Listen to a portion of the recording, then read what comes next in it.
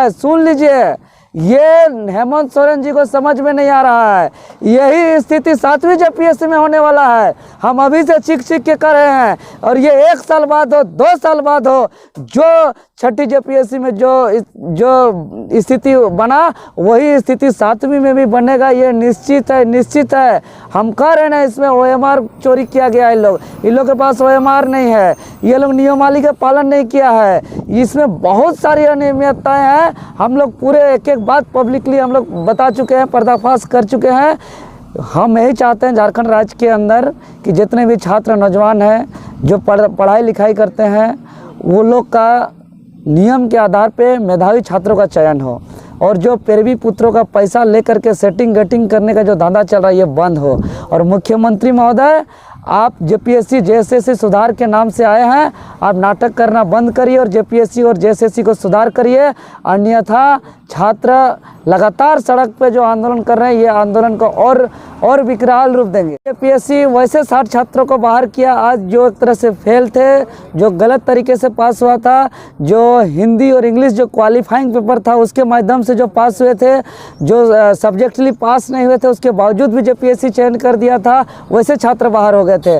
लेकिन ये बात हम लोग जब रिजल्ट आया तब से हम लोग बोल रहे थे, लेकिन ये लोग को सुनाई नहीं पड़ रहा था। तो क्या जेपीएससी में बैठे लोग मेधावी के आधार पे परीक्षा में पास करके नहीं बैठे हैं क्या? वो लोग पैसा देके पैरवी से बैठे हैं क्या? और जेपीएससी में बैठ के राज्य की सबसे बड़ी संवैधानिक संस्था में बैठ के जहाँ से बीडीओ सीओ डीएसपी बनाते हैं, वहाँ से बैठ के सिर्फ दारू हड़िया और गांजा और भांग का तमाशा चल रहा है क्या राज्य के अंदर?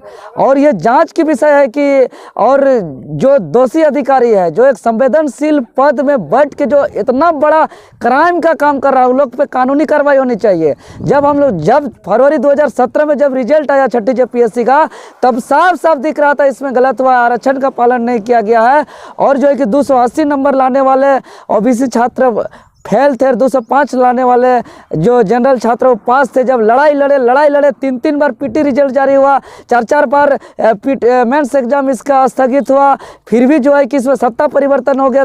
तत्कालीन रघुवर दास जी मुख्यमंत्री थे, यही 6ठी जेपीएससी को लेकर के सत्ता परिवर्तन हो गया। लेकिन हेमंत सोरेन जी भी सत्ता का मोह में आते आते ऐसा लोभ में मंत्रमुग्ध हो गए कि इसका गलत उसके बाद दिखाई नहीं दिया, और अंततः जो है कि जबरदस्ती गलत चीज़ को सही ठहरा हुए ज्वाइनिंग करा दिया। ज्वाइनिंग कराते वक्त भी हम लोग भी लगातार 60 दिनों तक हम लोग सत्याग्रह किए, भूख हड़ताल किए, 81 विधायकों का पुतला दहन किए, पक्ष विपक्ष का। लेकिन इन लोग का कान में तब जू में कान नहीं रहेगा। और जो है कि आज माननीय हाईकोर्ट के माध्यम से छात्रों को न्याय मिला। लेकिन आज सबसे बड़ी सवाल है कि ऐसे अधिकारी और पदाधिकारियों के गलतियों से कितने दिन तक झारखंड झेलेगा? बेचारे निर्दोष छात्रों की क्या गलती है, और कब तक ये सिलसिला चलता रहेगा? यहाँ के अधिकारी पदाधिकारी नेता मंत्री यहाँ के झारखंड के छात्र नौजवानों को कीड़ा मकोड़ा जैसा समझ रहे हैं कि जिसको जब चाहे पटक दो, जिसको जब चाहे फेंक दो, जिसको जब चाहे मसल दो, जिसको जब चाहे उठा दो, जिसको जब चाहे बैठा दो। ये सिलसिला झारखंड में चल रहा है। ये बहुत दुर्भाग्य है।